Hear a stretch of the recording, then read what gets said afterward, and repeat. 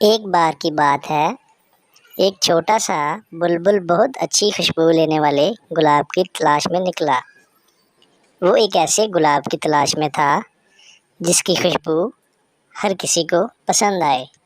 راستے میں جاتے جاتے اس نے ایک بہت ہی خوبصورت گلاب دیکھا، مگر وہ بہت اکھڑا ہو گیا تھا۔ بلبل نے دیکھا کہ گلاب کی کچھ پتیاں اکھڑ چکی ہیں اور وہ اپنی خوشبو کھو چکا تھا۔ بلبل نے سوچا کہ وہ گلاب کی خوشبو کو دوبارہ بحال کر سکتا ہے۔ اس نے اپنی خوشبو کا مکمل اختیار کیا اور گلاب کی طرف رستہ بنایا۔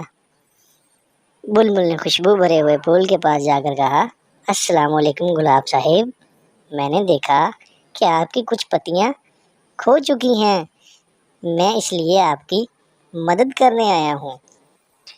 گلاب نے اس کا شکریہ ادا کیا اور اس طرح سے بلبل کی مدد سے اپنی خوشبو دوبارہ حاصل کر لی۔ دوستوں کا مدد کرنے کا احساس بلبل کو بہت اچھا لگا اور گلاب بھی بہت خوش ہو گیا۔ اس کہانی سے بچوں کو سمجھ آتا ہے کہ دوسروں